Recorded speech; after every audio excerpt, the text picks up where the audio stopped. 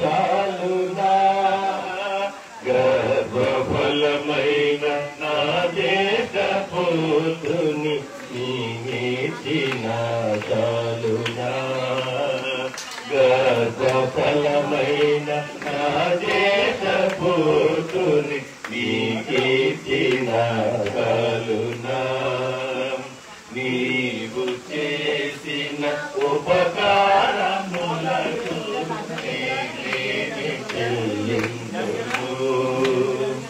నీవు చేసిన ఉపకారములకు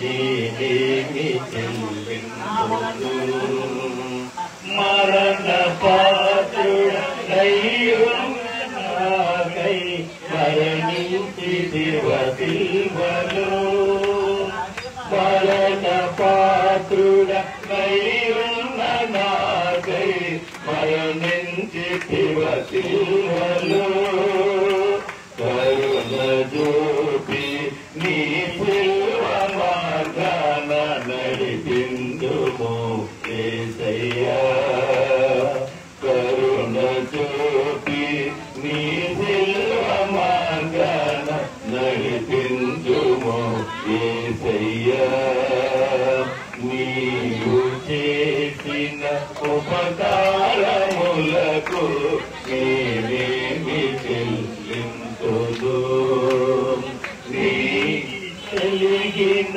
బలియాగమునకై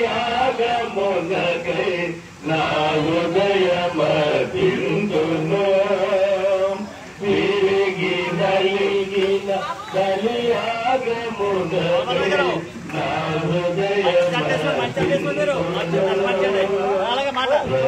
తర్వాత ఉద్దేశం మీరు చెప్పాలా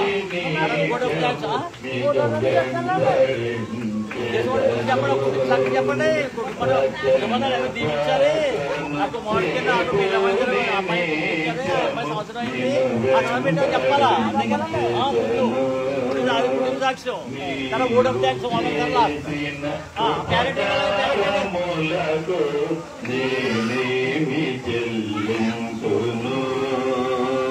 నీవు చేసిన ఉపకారములకు నేనేమి చెల్లింతును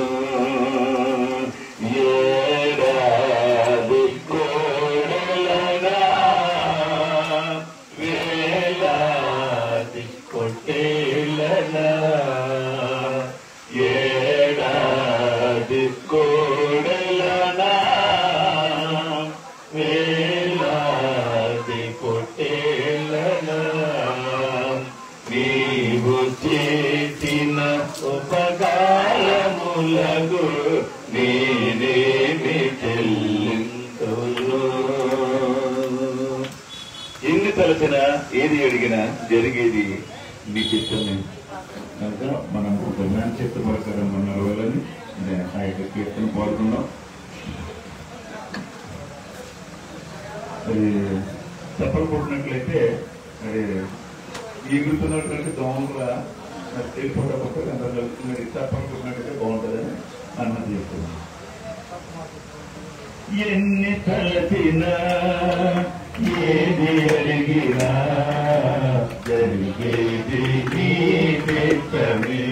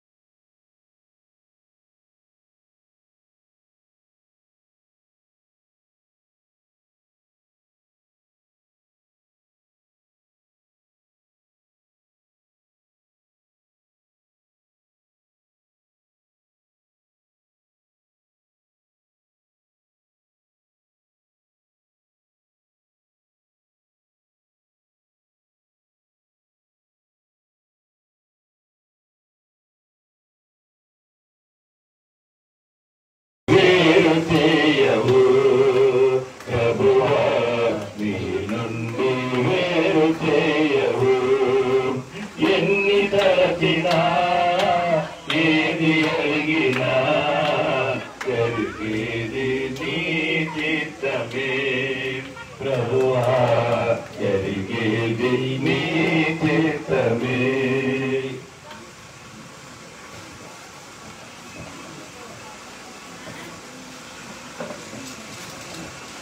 దేవుని పరిశుద్ధ నామానికి మహిమ కలుగుగాక. ప్రభునందు ప్రియులారా, ఈరోజు ప్రభు దినము, పునరుత్థాన దినము. మనందరూ కూడా దేవుని యొక్క మందిరంలో వాక్యము ద్వారా హెచ్చరించబడి ఈ సాయంకాల సమయంలో మనందరమును మన ప్రియులు, సహోదరులు, సంఘ నాయకులు కొలబట్టల సోల్మన్ రాజు గారిని విజయను ప్రేమించి వారికి అనుగ్రహించిన కుమారును ఇద్దరు బిడ్డలు ఇచ్చున్నారు. ఇద్దరు బిడ్డలు కూడా బహుగా దీవించబడ్డారు. ఆ సంఘంలో పెద్దగా పనిచేస్తున్నారు సోల్మన్ రాజుని బట్టి నేను స్తోత్రాలు చెల్లిస్తున్నాము. వారి కుమార్తెకు వివాహం జరిగింది. వారికి చక్కని ఇద్దరు బిడ్డలు ఇచ్చున్నారు. అందుని బట్టి వారి కుటుంబాన్ని బట్టి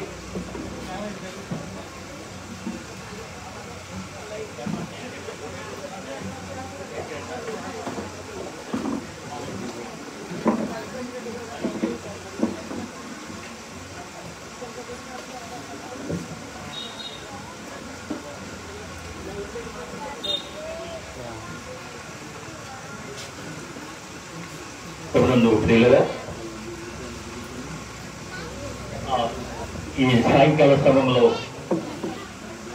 ఈ కూడికి విచ్చేసిన సంఘ పెద్దలకు, పరిసరకులకు, యూత్ వారికి, అదేవిధంగా సమాజ వారికి, సండే స్కూల్ బిడ్డలందరికీ మన ప్రభు అయిన యేసు క్రీస్తు వారికి ప్రశస్త నామంలో నా యొక్క శుభములు నేను తెలియజేస్తూ ఉన్నాను.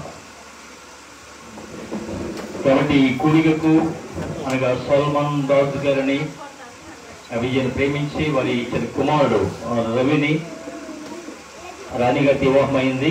వారు ప్రేమించి వారికి చక్కని కుమార్తెలు ఇచ్చున్నారు. రవీనా వారు జన్మదిన సందర్భంలో ఈరోజు ఈ కూడికను ఏర్పాటు చేశారు. కాబట్టి ఈ కూడికను దేవుని మహిమార్థమై ప్రభు నడిపించినట్లు మనము అందరం కూడా ప్రార్థన పని కనిపెట్టాలని చేస్తూ మన ప్రియులు, సంఘ నాయకులు గంట నవరత్న గారు ప్రారంభ ప్రార్థనలో నడిపించారు. దానికి వారిని ఆహ్వానిస్తున్నాము.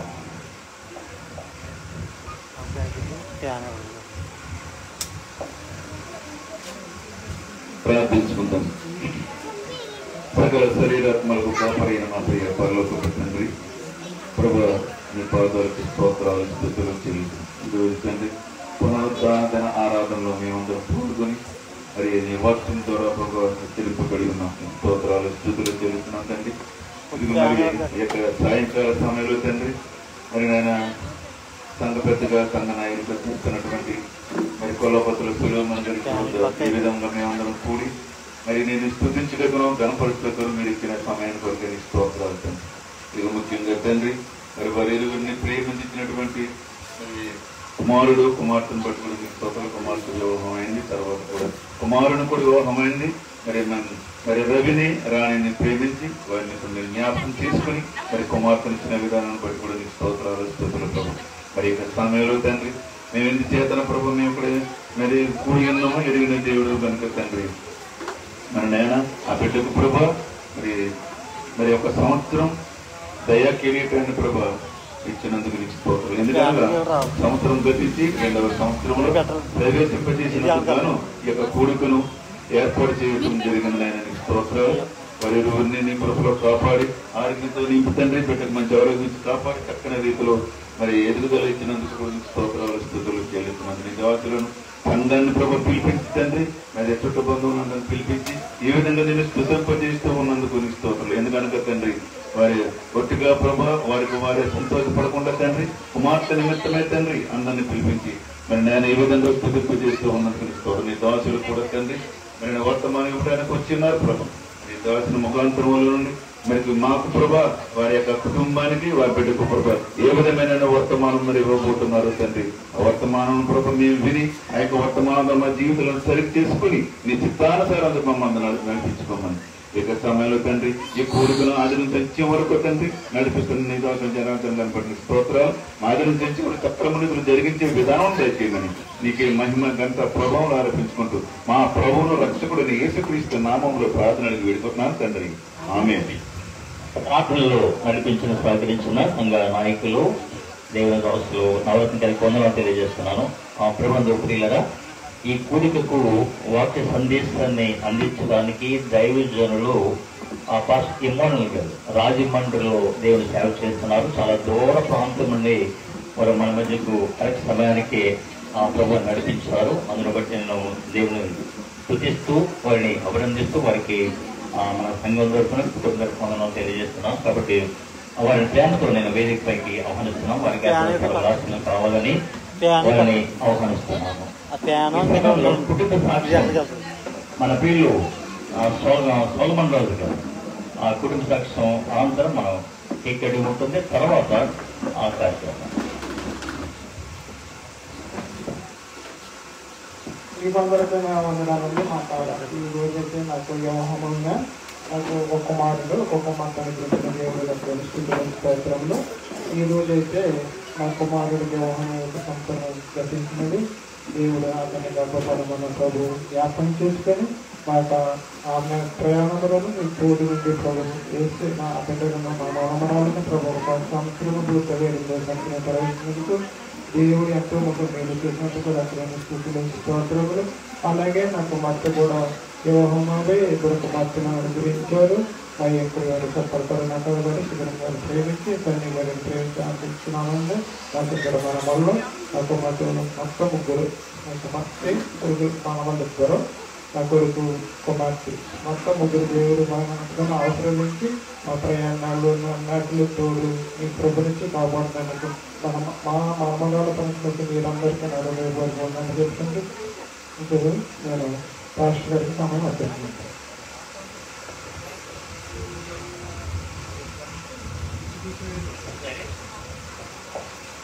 దైవజనులు ఎమ్మెల్యే గారిని వేదికపైకి వస్తున్నాము.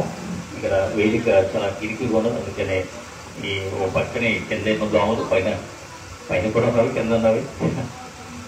అందుకని కొంచెం ఇబ్బందిగా ఉంది. అయినా కూడా దేవుని కృప ద్వారా దైవజనులు చాలా దూర ప్రాంతం మన మధ్యకి రావడం చాలా సంతోషకరము. వారిని బట్టి నేను దేవుని స్తుతిస్తూ ఉన్నాను. ఈ సమయంలో పరిశుద్ధ లేఖన భాగం నుండి కీర్తనలు 65వ కీర్తన 11వ చరణము మన మూజస్ గారు మనకు కనిపిస్తారు. 103వ కీర్తన మొదటి నుండి ఆఖరి వరకు మన కుమారరాజు గారు 11వ చరణం వరకు మన కుమారరాజు గారు మనకు కనిపిస్తారు. మూజస్ గారు 65, 11వ చరణం చదవండి. అదే 103, 1 నుండి 11 వరకు.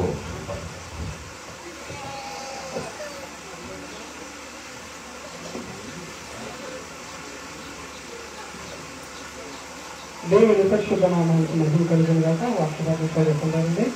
కీర్తనలో 65వ కీర్తన 1 నుండి 15 వరకు ఒప్పుతానండి. సంవత్సరం నీకు దాచేటముగా బయలుదేరుతూ ఉన్నారు. ఈ జాడలో సారము ఎదుర్కొంటున్నది.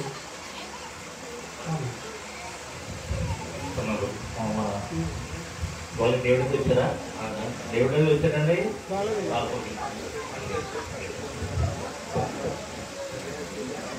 మరోసారి పరిశుద్ధ గ్రంథంలోని కీర్తనలు 103 మొదటి నుంచి 11 వరకు.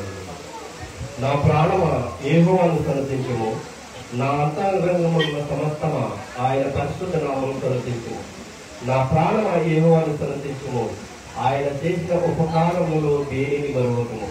ఆయనని దోషములను క్షమించువాడు, ఈ సంఘటనలన్నీ కుదుర్చువాడు. సమాధిలో నుండి నీ ప్రాణమును విమోచిస్తున్నాడు, మరణకటాక్షములను నీకు కిరీటముగా ఉంచుతున్నాడు. భక్తిరాజు యవనం అనే నీ యవనము కొత్తదనుకున్నట్లు మేళ్లతో నీ హృదయమును తృప్తిపరుస్తున్నాడు. యెహోవా నీతిక్రియలను జరిగిస్తూ బాధింపబడ వారందరికీ న్యాయం తీర్చును.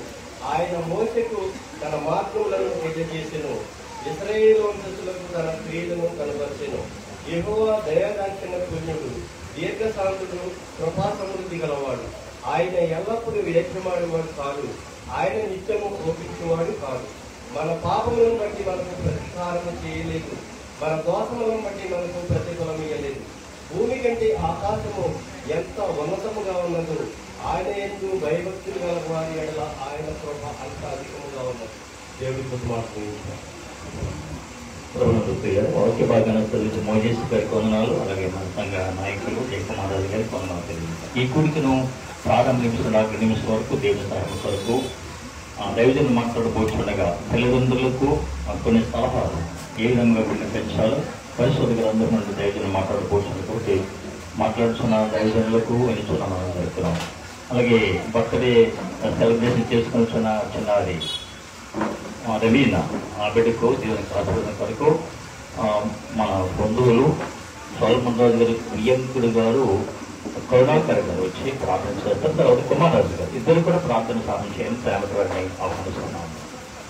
కరుణాకర్ గారు వచ్చి ప్రార్థనలో నడిపించారు, మనం చేస్తున్నాము.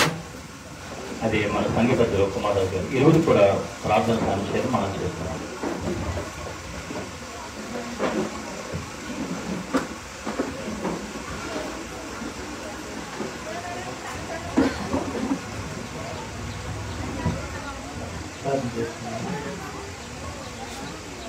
మీకు ఇక్కడ ప్రేమించిన మధ్య ప్రభావితండి మీకు శుద్ధులతో తెలియజేస్తున్నాం. ప్రభావ ఉదయకాలం నుండి సాయంకాలం వరకు మనం మీకు అవసరస్తున్నాను. అవసరపరిచి తండ్రి ఈ సాయంకాలం ప్రభావ గారు రామన్ గారు అలాగే ప్రభావ విజయ దంపతులతో ప్రభావ చేరి ప్రభావ నీకు తండ్రి రామన్ గారు అలాగే విజయ ప్రభావ దంపతులను జీవించి ప్రభావ కుమార్తె బట్టి కుమారుని బట్టి నీకు తెలియజేస్తున్నాను తండ్రి. కుమార్తె విషయంలో చేసిన బట్టి నీకు నమ్మ ప్రభావ కుమార్తె ప్రభావ అల్లుడుగానే జీవించి ప్రభావ బట్టి నీకు తెలియజేస్తున్నాను తండ్రి. ప్రత్యేకంగా ప్రభా ఈ సమయంలో ప్రభా అలాంటిని బట్టి మీకు శుభ్రతలు చెల్లిస్తూ తండ్రి రాని ప్రభా ప్రేమించి వారిద్దరిని ప్రేమించి ప్రభావ వారిని ఆశీర్వదించి తండ్రి వారిని గర్భఫలం కుమార్తె ప్రభా రవిని బట్టి నీకు శుభ్రతలు చెల్లిస్తున్నా తండ్రి. ఇదో ప్రభా పేద ప్రభా జన్మించిన మొదలుకొని ప్రభా ప్రభుత్వ కాలమంటే నీకు కాపాడుతుంది. ఈ జన ప్రభా మరొక సంవత్సరం మొత్తం దయచేయకుండా మీరు చేయడం బట్టి నీకు శుభ్రతలు చేస్తున్నాం ప్రభా. ఈ ప్రభా చేసిన మేలుని బట్టి ప్రభా ఇదో ప్రభా సంఘ కాపరి గారిని అలాగే పెద్దలను ప్రభా సమాజం అలాగే ప్రభా యూత్ బిడ్డలు ప్రభా బంధుమిత్రులందరూ ప్రభా వారు ఆహ్వానించి తండ్రి ఇదిగో ప్రభా ఈ యొక్క బర్త్డే సందర్భంగా నేను వచ్చేటట్టు మీరు తెలుగుగా నీకు తెలుస్తున్నాను తండ్రి. వచ్చే ప్రతి ఒక్కరు తండ్రి ఇదిగో ప్రభా ఇంకొక పాఠశాలను గడ్డలను జీవించాను తండ్రి. వాటికి చదివినటువంటి పెద్దను బట్టి ప్రార్థిస్తున్నాను, వారిని జీవించాల్సిన తండ్రి. ఇదిగో ప్రభా ఎంతంగా కాపాడి తండ్రి జనాన్ని బట్టి నీకు ఆలోచన చేస్తున్నాను తండ్రి. ఇదిగో ప్రభు వారి పరిచయం ద్వారా మీరు తోడనేడు ఉండండి తండ్రి. వారికి ఇంకా ప్రభావ మంచి పరిచయం చేయడానికి మంచి ప్రభా ఆరోగ్యాన్ని బలము దయచేయమని అడుగుతున్నాను. చెల్లిస్తూ తండ్రి.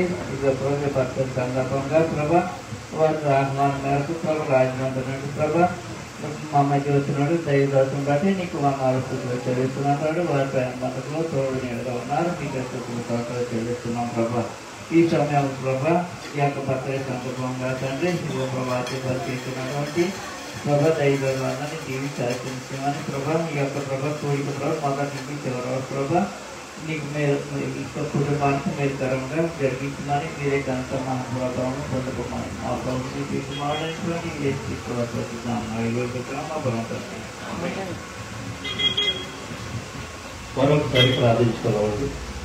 మహాపరిశుద్ధుడైన మా ప్రియ పరలోకపు తండ్రి, ఈ ఘనమైన శ్రేష్టమైన నామం లెక్కించలేని స్థుతులు స్తోత్రాలు ప్రభువ.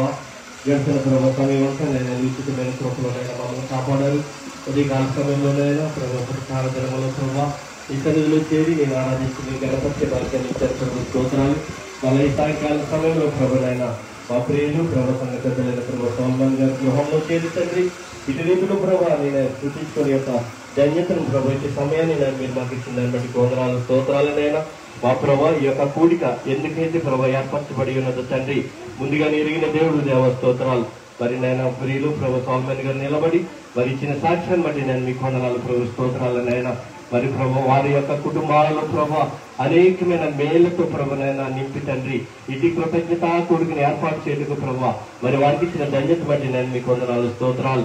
మరి ఇరువురిని ప్రేమించి నేను వారికి ఇచ్చిన కుమారుని బట్టి కుమార్తెను బట్టి నేను మీకు వందనాలు, స్తోత్రాలు ప్రభు. మరి నేను గడిచిన దినాలలో ప్రభు మరి నేను ఆ యొక్క కుమార్తె యొక్క కుమారుని నిమిత్తం ప్రభు సంఘమంతా ప్రభు నేను మేము ఎంతగానో ప్రార్థించున్నాము. బిడ్డ కలిగిన గాయము కొరకు ప్రభు మీ ఎంతగానో ప్రభు ప్రార్థించిన విధంగానైనా బిడ్డకు ప్రభా సంపూర్ణమైన ఆరోగ్యాన్ని ఇచ్చిన దాన్ని బట్టి నేను మీకు వందనాలు, స్తోత్రాలు. అలాగే రవి గారిని బట్టి ప్రభా వారి సతీమణి బట్టి వందనాలు. వారి ప్రభు ఎవరి కాలంలో నేను వారిని జ్ఞాపం చేసుకుని ప్రభా మరి గర్భఫలాలను ప్రభు మీరు ఇచ్చిన దాన్ని బట్టి వందనాలు. ఇదిగో ప్రభు మనమనాలి కుమార్తె యొక్క ప్రభా మరి జన్మదినమునైనా జరుపుకుంటే ప్రభు ఇచ్చిన కృపను బట్టి వందనాలు. సంవత్సరం అంతా ప్రభు ఉచితమైన కృపను మీరు ఎంతగానో కాచి కాపాడు ప్రభా. మరొక ఆయన ప్రభు దయా కిరీటమును ప్రభు విడిగిచ్చిన దాన్ని బట్టి వందనాలు ప్రభు, స్తోత్రాలనైనా. ఇదిగో ప్రభు మరి సంవత్సరం అంతా తండ్రి ఉచితమైన కృపను కాపాడమని అడుగుతున్నాం నా ప్రభు. బిడ్డలకు ప్రభు మరి నేను ఎటు రీతిలో పెన్షన్ బట్టి నేను ఆత్మీయ జ్ఞానమును ప్రభు ఆధ్యాత్మిక జ్ఞానమును కూడా ప్రభు మరి తల్లిదండ్రులకు దయచేయమని అడుగుతున్నాం ప్రభు. వాక్యం అనే పాలకులు నేను బిడ్డను పెంచగల కృపను తండ్రి నేను బిడ్డలకు దయచేయమని అడుగుతున్నాను దేవ, స్తోత్రాలు. మరి దాసులు నిలబడి తండ్రి మాట్లాడబోతుండగా తండ్రి నేను నీ దాసుడు ముఖాంతరాలను ఉంటూ ప్రభు నేను నాకు అందరితో మాట్లాడమని అడుగుతున్నాం. నేను ఈ రోజు ఎవరి ప్రభా మరి నేను నిమిత్తమైన ప్రభుని దాసులు మాట్లాడలేను ప్రభా మరి నేను వారికి ప్రభు సూటిగా ప్రభు వారి హృదయాలను ప్రభా మరి నేను తగిలిన ప్రభా వారి నేను నీ వాక్యము ద్వారా తండ్రి స్థిరపడుటకు ప్రభా బలపడుటకు నేను నీ కృప చూపమని నిలబడుతున్నాను. నీ దాసును ప్రభా ఏడంతల ఆత్మశక్తితో నింపి ప్రభ నీ కృపలతో బలపరచమని ప్రభు ఇది ఇంతవరకు జరిగిన కార్యం అంతట్లో నుండి మీరు తోడుగా ఉన్నందుకు వందనాలు. జరిగిన కార్యం అంతట్లో ప్రభు మీరు తోడుగా ఉండమని మా ప్రభువుల రక్షకుడైన యేసుక్రీస్తు పరిశుద్ధ నామాన్ని బట్టి ప్రార్థించి బ్రతుకులు పెట్టుకుంటాము మా పరలోకపు తండ్రి. ఆమేన్. ప్రార్థనలో నడిపించిన కరుణాకర్ గారికి అలాగే స్థానిక సంఘ సభ్యులు కుమార్ రాజు గారికి వందనాలు తెలియజేస్తున్నాను. ప్రభుత్వ ఇలాంటి కూడికలలో సెక్రటరీ జాయింట్ సెక్రటరీగా ఉండాలి, యూత్ వారు ఉండాలి. బైబిల్ పట్టణం మీరు చదవాలి, పెద్దలకి ఇవ్వకూడదు బైబిల్ పట్టణం, అది కరెక్ట్ కాదు. మరి కార్యదర్శి గారు ఆయన రాలేదు, కానీ నేను కూడా రాలేదు, మరి ఎందుకు తెలియదు. ఇంకా పరిచారకులు కూడా వచ్చి బైబిల్ చదవాలండి, అది మీ డ్యూటీ. అది దేవుడు ఇచ్చిన తలాంతులను మీరు వచ్చి ఇలా కూడికలకు వచ్చి బైబిల్ పట్టణం చదువుకుంటాం, ప్రార్థన నేర్చుకోవాలి. మరి బయట ఉన్నా నాకు అనిపించలేదు. దాన్ని బట్టి ఏదేమైనా చదువుతున్న ప్రతి ఒక్కరిని బట్టి నేను శుద్ధిస్తున్నాను. సోల్మన్ రోజు గారి విజయన సాక్ష్యాన్ని బట్టి కూడా వారిని అభినందిస్తున్నాను. సోల్మన్ రోజు గారిని విజయను ప్రభు ప్రేమించి వారికి ఇద్దరు బిడ్డలు ఇచ్చున్నారు, కుమారుడు ఇచ్చున్నారు. విజయ భారతదేశంలో చాలా కాలం పనిచేశారండి.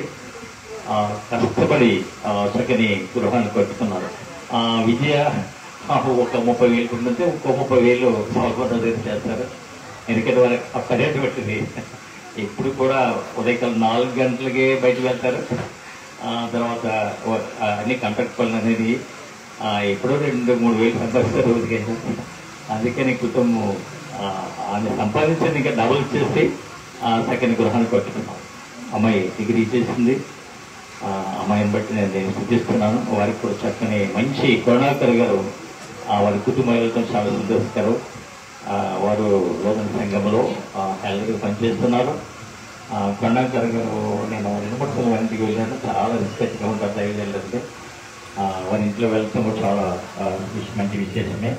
అందులో వారికి వారి యొక్క కుమారుడు సోల్మన్ అల్లుడు గారు విదేశంలో ఉన్నారు. దాన్ని బట్టి వారి కుటుంబాన్ని బట్టి వారి గురించి చేస్తున్నాను. రవి గారు దేశంలో చాలా కష్టపడ్డారు. కష్టపడి తర్వాత కుటుంబ విషయంలో కొంత లేఖి వివాహం చేసుకున్నారు. చక్కని అమ్మాయిని రాణిని భాగస్వామి ఇచ్చారు. రాణి ప్రార్థన పొందరాలు, రాణి సమర్పించుకున్నది. చాలా విశ్వాసాలు కూడా, అందుకనే ఆవిడికి మంచి గాయకురాలు, మంచి పాట పాడతారు. రాణిని నేను ఎప్పుడు అభినందిస్తుంటాను.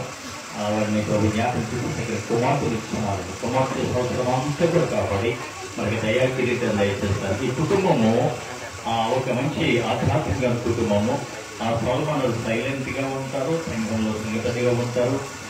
కుటుంబ విషయంలో చాలా కష్టపడతారండి. అవును, పౌల్ గారు కూడా డేరాలు వేసుకుని వాళ్ళు జీవనోపాధి చేస్తారు. అవును, మనం కష్టపడటానికి వెళ్తాం అనే కష్టం కాదు. శక్తి ఉంటే పాస్టర్ కూడా వెళ్ళచ్చు, కష్టపడవచ్చు. మన పెద్దలందరూ కూడా కష్టపడుతున్నారు, కుటుంబ విషయంలో కష్టపడిన వారే ఇప్పుడైతే దర్శించుకుంటున్నారు. నవరత్న గారు, కుమార్ అందరూ కూడా, మహేష్ గారు వీళ్ళందరూ కూడా ఈ దేశంలో చాలా కష్టపడి కుటుంబం వరకు ఒక మంచి తండ్రిగా పనిచేస్తారు. సల్మాన్ గారు కూడా ఒక మంచి ఆదర్శవంతుల తండ్రి. ఆయన తల్లి విజయ కూడా చాలా కష్టపడి పనిచేస్తారు. కాబట్టి వారి కుటుంబం మంచి సాక్ష్యం లేని కుటుంబము ఎవరు అంటారు. ఎందుకంటే ఇంతవరకు ఆ మాట సల్మాన్ గారు అనే అవకాశం లేదు. ఇప్పుడు మాత్రం అంటారు, నేను నైన్త్ వాళ్ళను యెహోవాను సేవించదమని ఎవరన్నా యెహోషువ గారు అన్నారండి. కాబట్టి ఇప్పుడు సల్మాన్ రాజు గారు మొన్నటి వరకు ఆ మాట అనే అవకాశం లేదు. ఎందుకంటే వారి కుమారుడు రక్షణ పొందలేదు. మొన్ననే మొదలుపరిచి పొంది రక్షణ పొంది బాప్తిజం తీసుకున్నారు. ఆ విశ్వాసం సాగిపోతున్నారు. కానీ చాలా గుడ్డలు పెట్టుకుంటారు అనుకుంటున్నాను నేను. అందుకని ఆధ్యాత్మిక బలపరచబడ్డాలి. బలపరిచి మద్దతును కూడా బలపరిచి ఆధ్యాత్మికంగా ఆశ్రయంగా ఎంతో వారు ఒక్కలో తీసుకులలో దేవుడు బైబిల్ కలిగి ఉంటున్నారు. బట్టి వారి ఇద్దరు కుమార్తెను బట్టి మరొకసారి నేను స్తుతిస్తున్నాను. ఇద్దరు కూడా రక్షించబడిన వారు వారి కుమార్తె. కాబట్టి ఈ సమయంలో వారి కుమార్తె ఇప్పుడు అమ్మ కానీ ఎక్కడిపోతుందా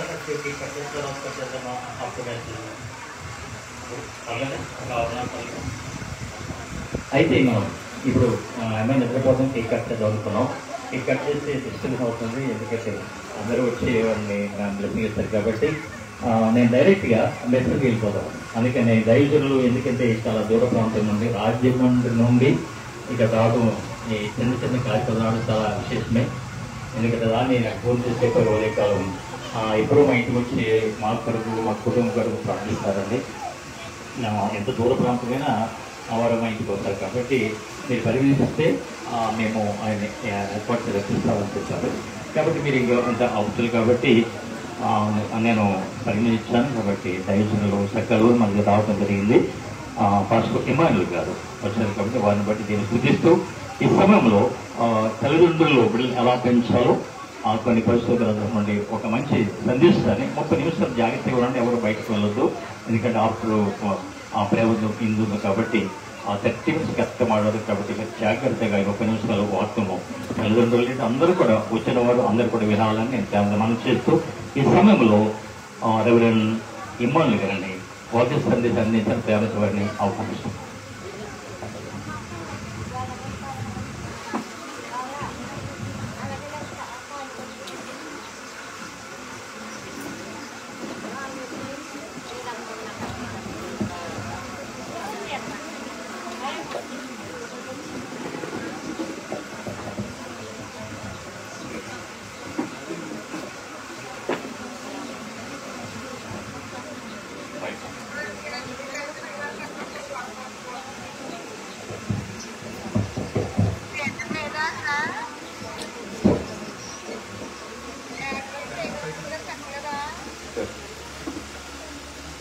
దేవునికి స్తోత్రం, దేవునికి మహిమ కలుగును గాక.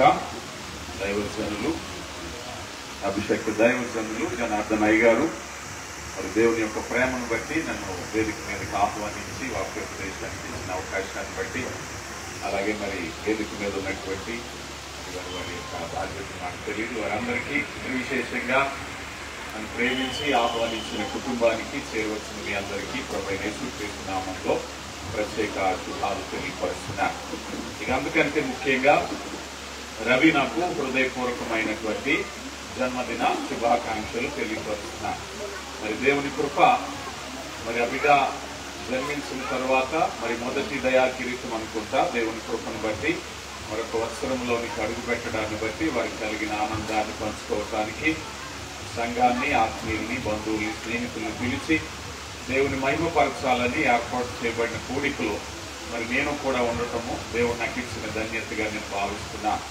ముఖ్యంగా రవీనా కంటే రవీనా అమ్మమ్మ గారితో నాకు ఆత్మీయ సహవాసం, వారి కుటుంబంతో అనేక సంవత్సరాల ఆత్మీయ సహవాసం కలిగి ఉన్నా. అందును బట్టి నేను ఎంతో ఆనందిస్తున్నాను. మరి ఆ ప్రేమను బట్టి వారు పిలిచిన వెంటనే ఎంతో ఆసక్తికరంగా రావటం జరిగింది. సరే, ఈ సమయంలో దేవుని వాక్యాన్ని ధ్యానించుకుందాం.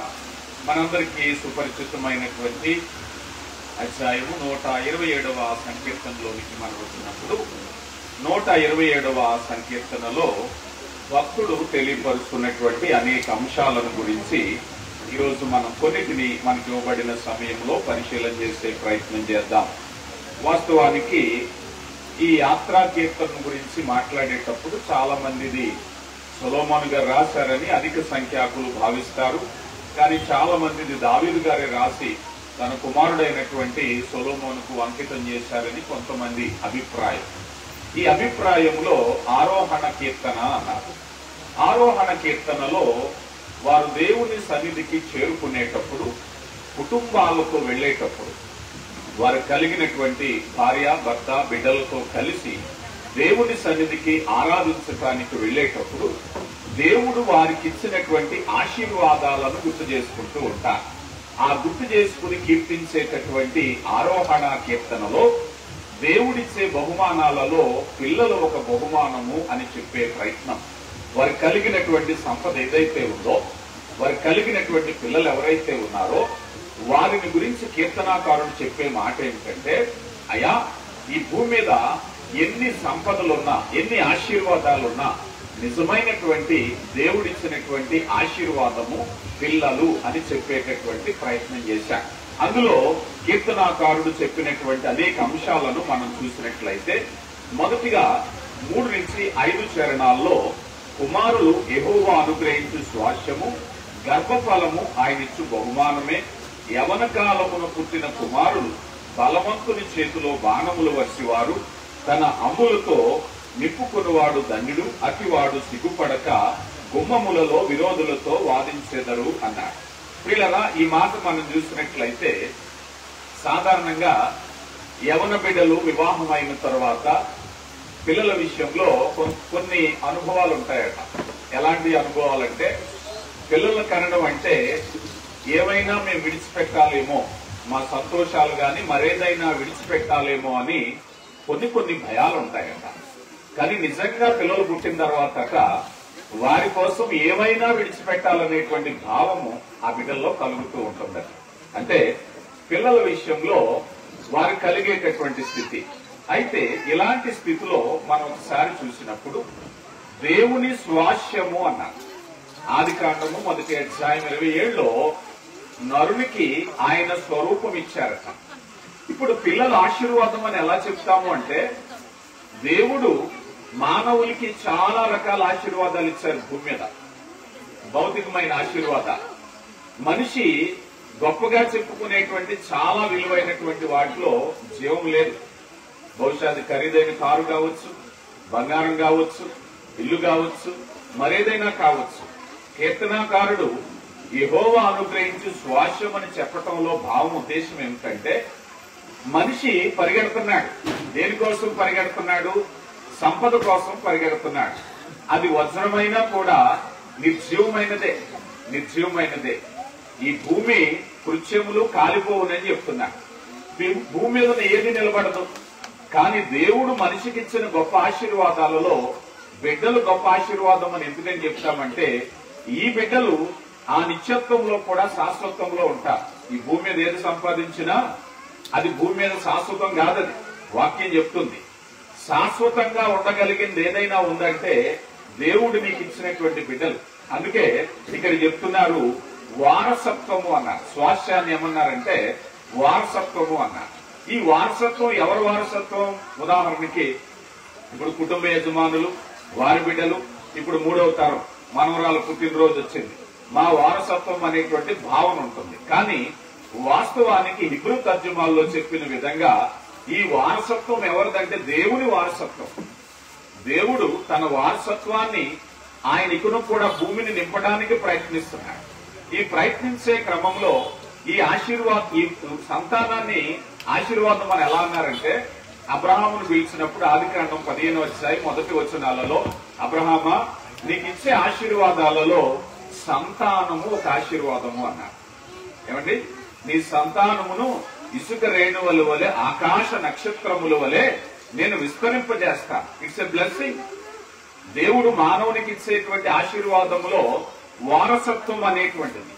దానితో ఈ 4వ చరణంలో అన్నారు, వారు ఎవరయ్యా అన్నట్లయితే వారు యవ్వన కాలములో పుట్టినటువంటి బలవంతుని చేతిలో బాణములు అన్నారు. ఈ బాణాలు దేవుడు ఇచ్చినప్పుడు ప్రియులారా గమనించండి, ఆయన పరలోకపు తండ్రి అయి ఉంటే మరి భూ సంబంధమైన తల్లిదండ్రులు ఎవరు? సంరక్షకులు. ఆయన వారసత్వాన్ని కాపాడేటటువంటి సంరక్షకులు మాత్రమే. వీరు నిజమైనటువంటి దేవుని బిడ్డలు. దేవుడు తన బిడ్డలను మనకిచ్చినప్పుడు మనకు బాధ్యత ఇచ్చాడు. ఈ బాధ్యతలో ఆ బాణములు అన్నారు. బాణము ఏ చెట్టుకు కాయదు కదా, బాణాన్ని తయారు చేయాలి. ఇప్పుడు ఈ కుటుంబంలో రవీనాని బాణంగా తయారు చేసేటటువంటి తర్ఫీదు కేంద్రం అవ్వాలి. ప్రతి కుటుంబము కూడా దేవుడు నీకు ఇచ్చిన బిడ్డల విషయంలో వారిని తర్ఫీదు చేసేటువంటి కేంద్రాలే మన కుటుంబాలు. వారిని ప్రార్థనలో, వాక్యములో బలమైన యోధులుగా, విశ్వాస యోధులుగా నిలబెట్టడం. సాధారణంగా ప్రతి వారు కూడా పిల్లల విషయంలో వారి వారి లక్ష్యాలు వారికి ఉంటాయి. మా బిడ్డల్ని ఏ రీతిగా చదివించాలో, ఏ ఏ ఉద్యోగాల్లో స్థిరపరచాలో, ఏ రీతిగా వివాహము చేయాలో, ఏ రీతైన తర్ఫీదులు ఇవ్వాలో ప్రతి వారికి ఉండడం సర్వసాధారణం. తప్పేమీ కాదు.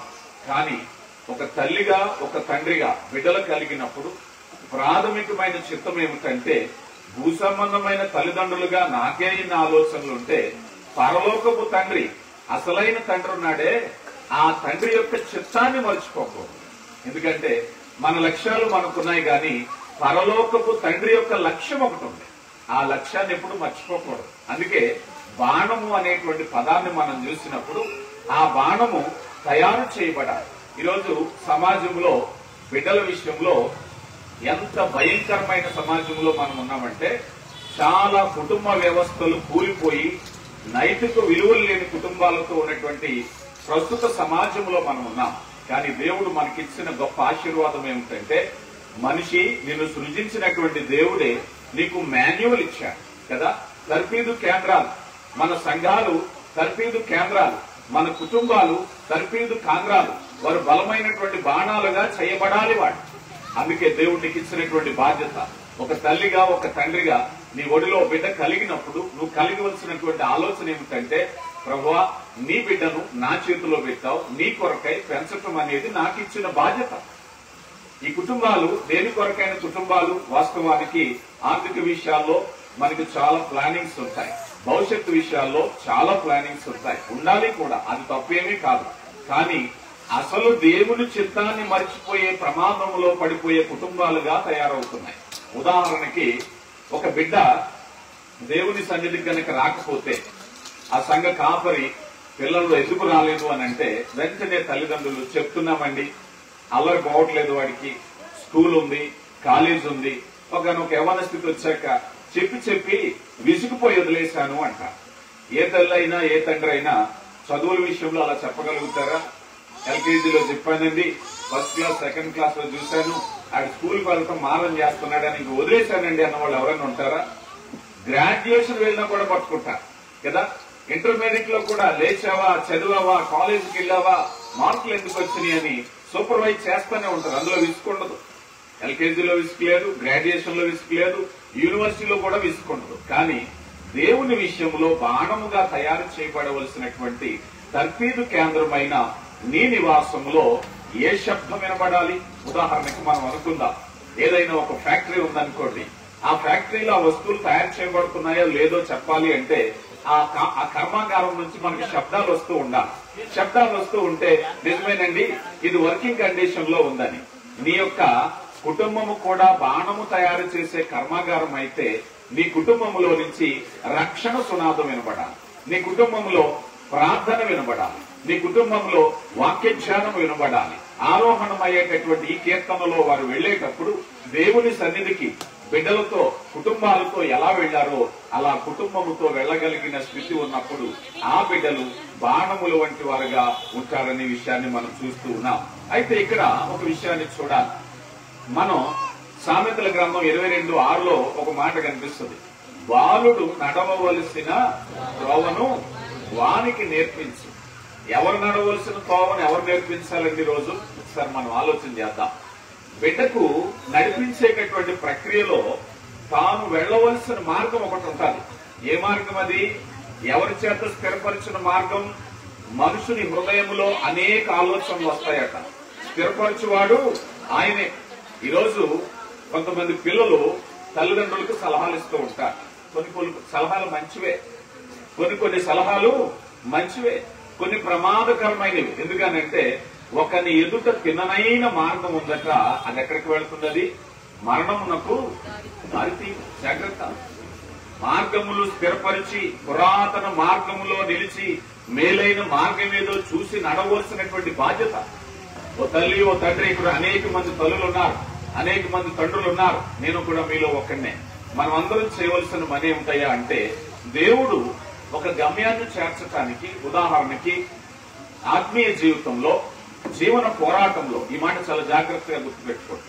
మన జీవితమే పోరాటం అయితే దాన్ని నడిపించడానికి మాన్యువల్ బైబిల్. దాన్ని నడిపించడానికి మాన్యువల్ బైబిల్.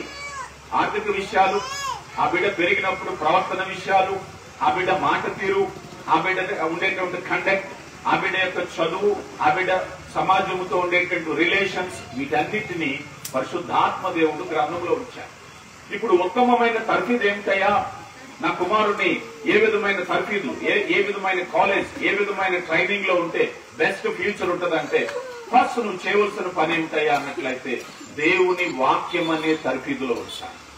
దేవుని వాక్యం అనే తర్ఫీదు క్రమశిక్షణ కలిగిన పౌరులు తయారు చేస్తుంది, బాధ్యత కలిగినటువంటి సమాజ పౌరులు చేస్తుంది, విద్యార్థులు చేస్తుంది, ఉద్యోగస్తులు చేస్తుంది, కుటుంబీకులు చేస్తుంది, నాయకులు చేస్తుంది.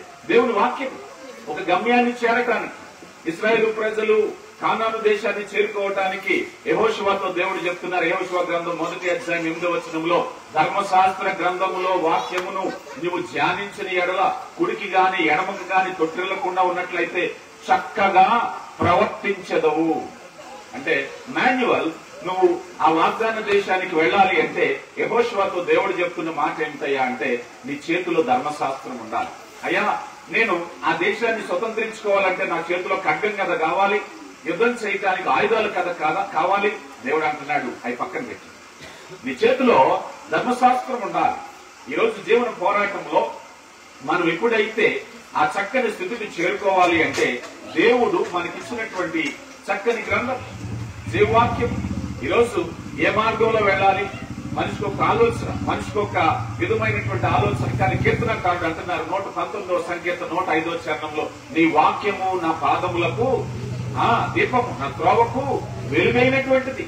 బిడ్డలారా, మన బిడ్డలకు దేవుని యొక్క వాక్యాన్ని మార్గం వేసినట్లయితే వారు చక్కగా ప్రవర్తించేదరు అన్నారు. ఈరోజు చాలా మందికి ప్రవర్తించడం రావట్లేదు. బిడ్డలకి ఎవరు ప్రాయం అయిపోయాక పెద్దలతో ఏ విధంగా ప్రవర్తించాలో తెలియదు, తల్లిని ఎలా పిలవాలో తెలియదు, తండ్రితో ఎలా మాట్లాడాలో తెలియదు, మూఢత్వం వచ్చేస్తుంది. కారణం ఏమిటంటే వాక్యము చక్కగా ప్రవర్తించేలా చేశారు.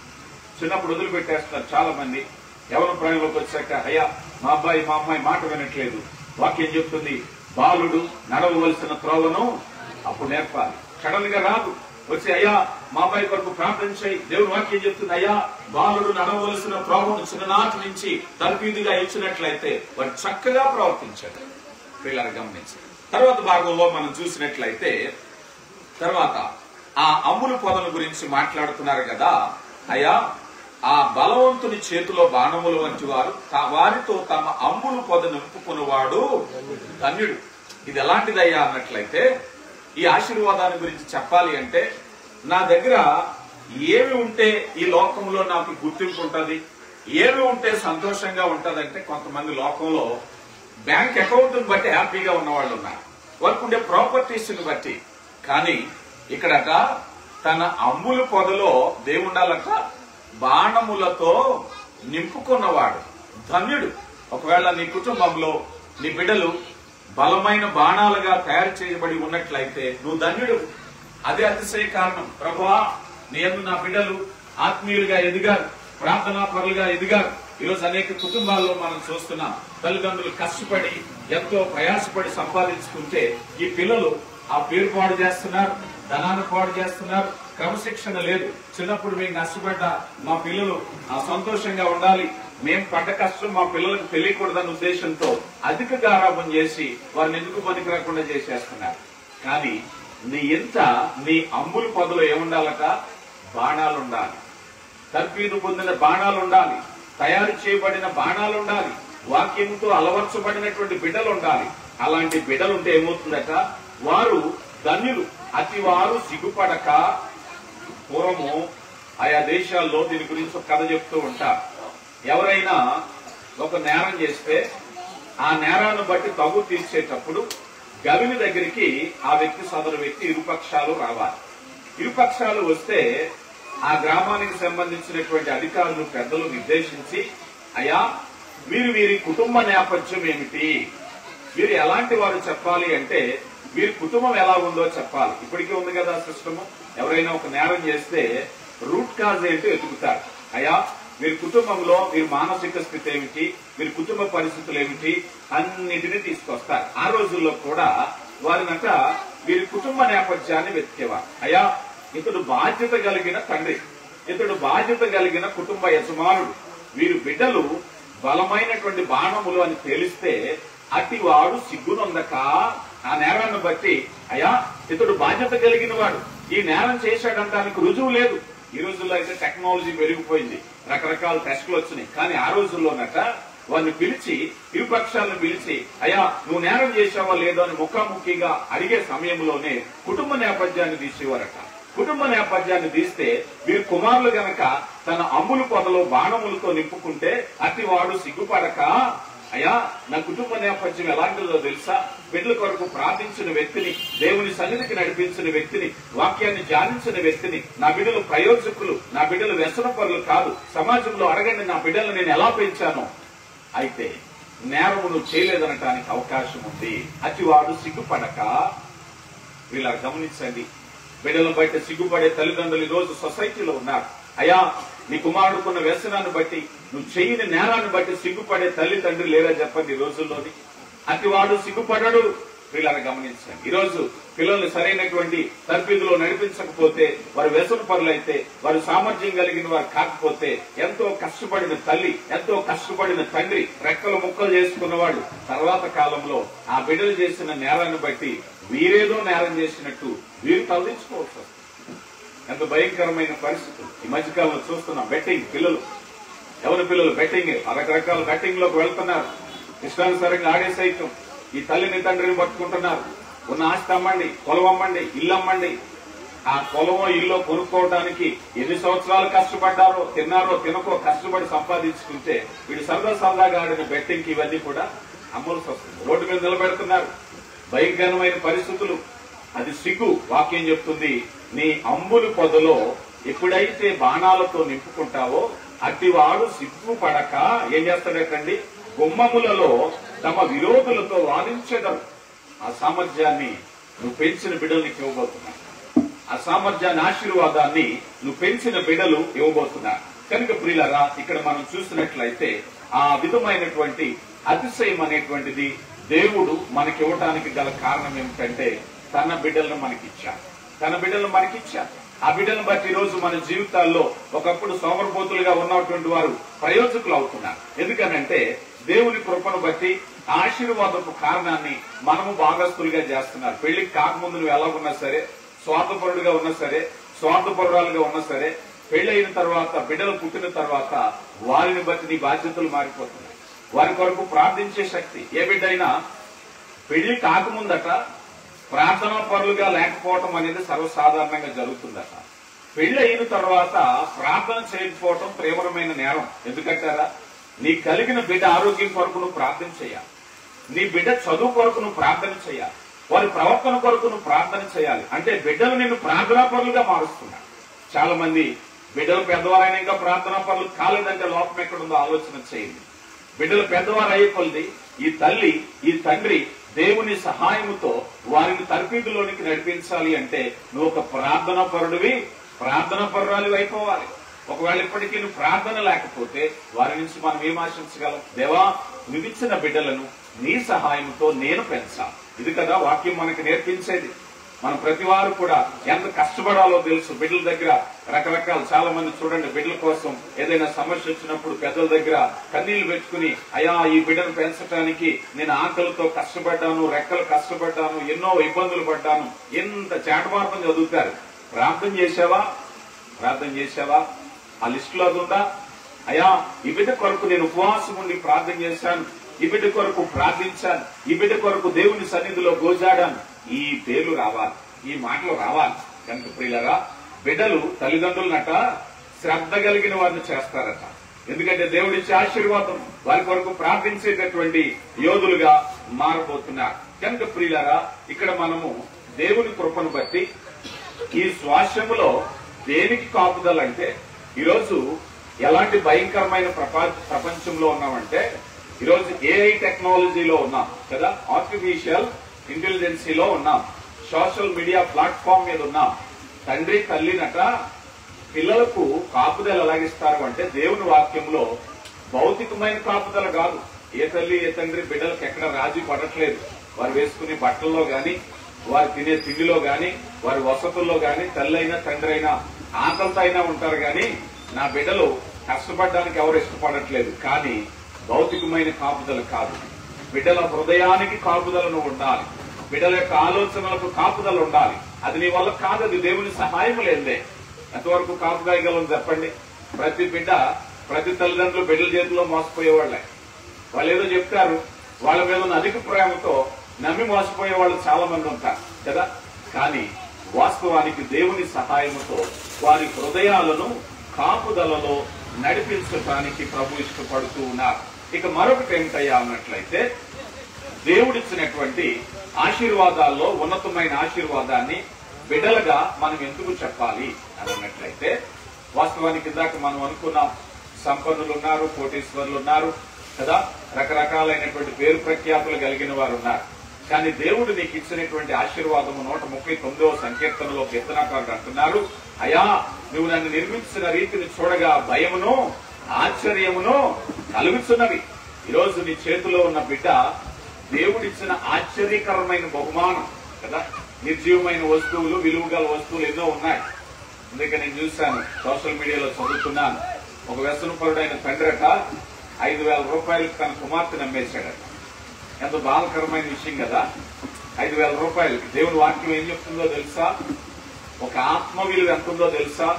ఒక మనుషుడు లోకమంతా సంపాదించుకుని వారి ప్రాణము ఆత్మను పోగొట్టుకుంటే ఉపయోగం ఏముందయ్యా?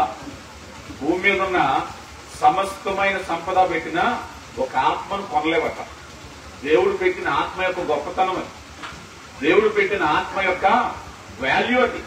ఈరోజు మన బిడ్డలు అతి విలువైన ఆశీర్వాదాన్ని దేవుడు మన చేతిలో పెట్టారు, మన ఇంట్లో మనకు అనుగ్రహించారు.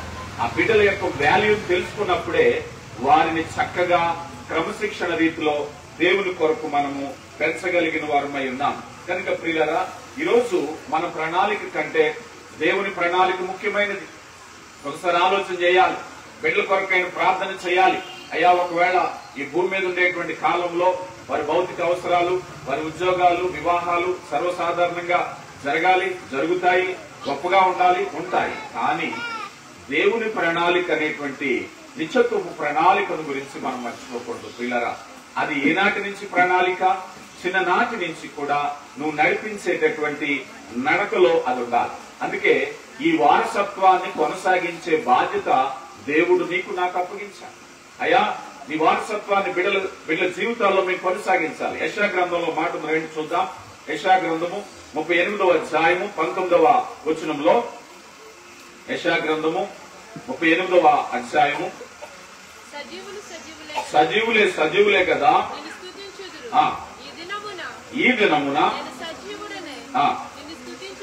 చున్నాను తండ్రుల కుమారులకు నీ సత్యమును తెలియజేతురు, యెహోవా నన్ను రక్షించువాడు. ఏం చేయాలంటే ఇప్పుడు తండ్రులు కుమారులకు సత్యాన్ని చెప్పాల, వాక్యాన్ని చెప్పాలంట. యోహాను సువార్త 17:17 అంటున్నారు కదా, నీ వాక్యమే సత్యము, నీ వాక్యమేనయ్యా సత్యము. ఆ సత్యాన్ని ఇప్పుడు రవీనాకి ఎవరు చెప్పాలి?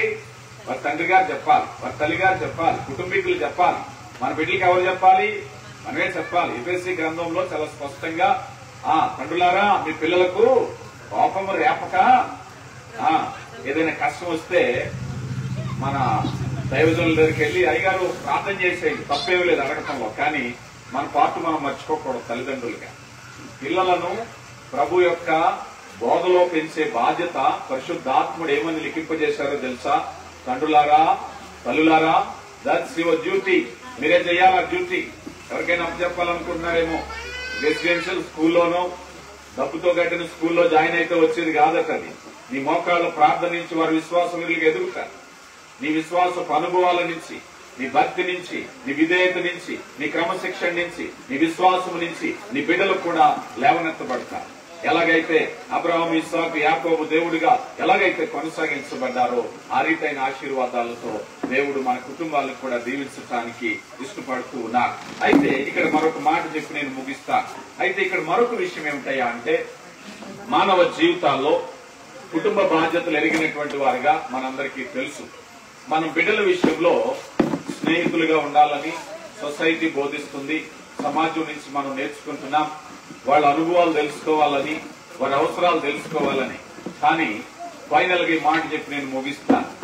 బిడ్డల జీవితంలో దేవుని లక్ష్యాన్ని కనుగొనటంలో మనము వారికి సహకరించాలి. ఇదే ముఖ్యమైన బాధ్యత. బిడ్డల విషయంలో దేవునికి ఒక బాధ్యత ఉంది. మనం అందరం కూడా పిల్లలు కోపం వచ్చినప్పుడు చాలా సార్లు, రే నా పరువు తీస్తున్నావురా, నా పేరు నిలబెడతావు అనుకున్నాను, నా పేరు చెడగొడుతున్నావు, రకరకాల మాటలు ఉపయోగిస్తున్నాం. కానీ అసలైన మాట ఏమిటంటే, నాయనా నీ లక్ష్యము, నీ జీవిత లక్ష్యం ఏదైనా నీ కొరకు గురి కలిగిన నీకొక తండ్రి ఉన్నాడు. ఆ తండ్రి నీ ఎడల ఒక లక్ష్యము కలిగి ఉన్నాడు. నీ కొరకు ప్రేమ కలిగి ఉన్నాడు. మన కీర్తనాకారుడు అంటారు కదా, దేవా మా ఎడల మీ తలంపులు బహు విస్తారమైనవి. మనమే మన బిడ్డల మీద చాలా తలంపులు పెట్టుకుంటామట.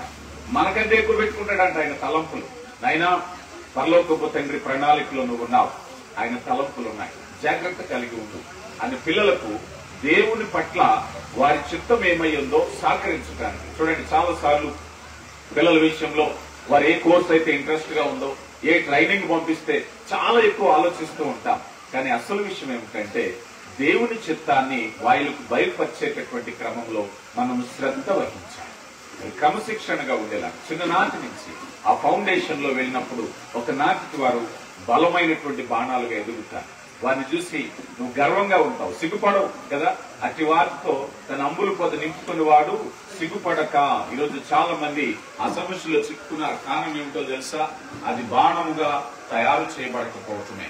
ఇది దేవుని బాధ్యతను తెలుసుకున్నాం, నిజమైన దేవుని బిడ్డలను తెలుసుకున్నాం, మనకి ఇవ్వబడిన సంరక్షకులని, మనకి ఇవ్వబడిన ఆశీర్వాదం అని మనము వారికి జవాబుదారిగా, దేవునికి జవాబుదారిగా రేపొద్దుట రవీనా కొరకు వారి తల్లిదండ్రులు దేవునికి సమాధానం చెప్పాలి. మన బిడ్డల కొరకు మనం దేవునికి లెక్క అప్పగించాలి. అబ్బాయి నీకు ఇచ్చిన కుమారుడు కుమార్తె ఎలాగ పెంచావు, నువ్వు ఏ రీతిగా పెంచావు, ఆత్మీయ వాతావరణం కలిగించావా, నీ కుటుంబంలో నీ ఇంట్లో ఏమేమి ఉన్నాయి వస్తువులు, ఏ వస్తువు అయితే ఆత్మీయకు దూరంగా ఉందో దానికి దూరంగా పెంచుదాం.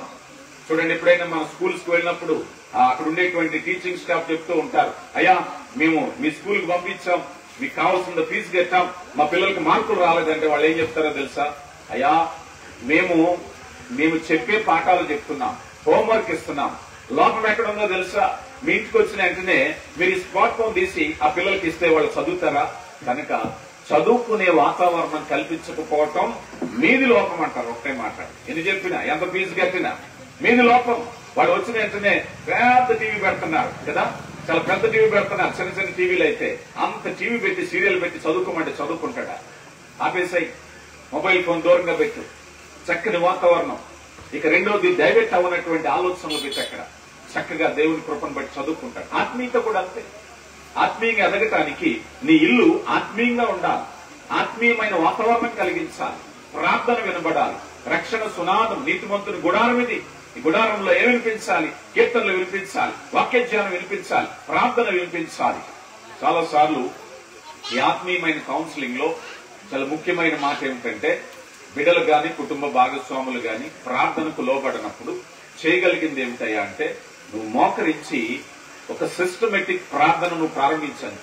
వినబడాలి. వారు అంగీకరించినా, వారు ముసుగుదని నిద్రపోతున్నా నీ ప్రార్థన అయితే వినబడాలి. ఆ ప్రార్థన విత్తనం వలె పనిచేసేదే, అది ఎప్పటికైనా పనిచేసేదే, అది ఎప్పటికైనా. ఒక భక్తుడు చెప్పాడు, ఆ భక్తుడట వారి తండ్రి గారు ఎన్నో సార్లు మారు మనసు గురించి, రక్షణ గురించి చిన్ననాటి నేను చెప్పినా వినలేదట. కానీ ఆ తండ్రి ఏం చేసేవాడట, తన యొక్క బైబిల్ గ్రంథాన్ని తీసి వాక్యాన్ని చదవడం, కీర్తనలు బిగ్గరగా పాడుతూ ఉండేవాడట. కొన్నాళ్ళు అయింది, తండ్రి చనిపోయాడు. ఈ యవనస్తుడు చిన్ననాటి నుంచి యవనస్తుడయ్యాడు, మారు మనసు పొందలేదు. కానీ ఒకనాడు అదే పాట తన ఒక వాహనం మీద వెళ్లేటప్పుడు ఎక్కడో వస్తుంది. అరే ఇది నా తండ్రి పాడే పాట కదా అని తండ్రి మీద ఉన్న అభిమానంతో ఆ పాట వినటం మొదలుపెట్టాను. నా తండ్రి నిద్రపోయేటప్పుడు నేను ఎన్నోసార్లు విసుక్కున్నాను, ఎన్నోసార్లు పోరాడాను, తండ్రిని వారించాను, పాడొద్దు నాకు నిద్ర డిస్టర్బ్ అవుతుందని. కానీ ఆ పాట ఒక్కసారి విన్నాడు, దేవుని ప్రేమ ఇదిగో. ఆ పాట వినటం మొదలు పెట్టాక ఆ రోజు నా తండ్రి మీద విరక్తితో అందులో ఉన్న చర్మాలేది నేను వినలేదు, కానీ దేవుడు నేను ఇంతగా ప్రేమిస్తున్నానా అని ఎప్పుడో తండ్రి పాడిన పాట గుర్తు తెచ్చుకుని తన జీవితాన్ని మార్చుకున్నాడు, రక్షణలోనికి పొందాడు. కనుక ప్రియులారా, ఒక తల్లిగా తండ్రిగా ప్రార్థన బిడ్డలకు ఎప్పుడూ ఉంటుంది. ఈ విషయాన్ని గమనించండి. మరి ముఖ్యంగా ఈ అంశము ద్వారా మరి కుటుంబానికి మాత్రమే కాకుండా ఇక్కడ చేరినటువంటి అనేకులు తల్లిదండ్రులు ఉన్నారు, నాతో సహా నన్ను హెచ్చరించుకుంటూ ఈ అంశాన్ని బట్టి మరి దేవునికి మహిమ చెల్లిస్తూ ఈ అంశాన్ని ముగిస్తున్నాను. అవకాశం ఇచ్చిన దైవజనులకు, కుటుంబాలకు, శ్రద్ధగా విన్న మీకు ప్రత్యేక వందనాలు. దేవుడు దీవించును గాక.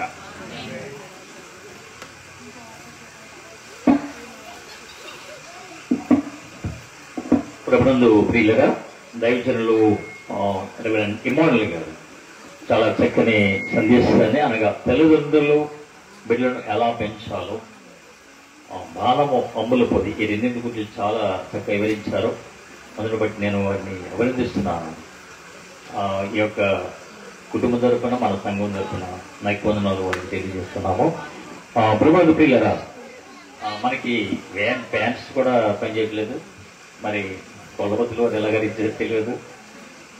చాలా వేడిగా ఉంది, దోమలు. ఆయన కూడా చాలా ఓపికగా కూర్చున్నారు. వందనాలు తెలియజేస్తున్నాను.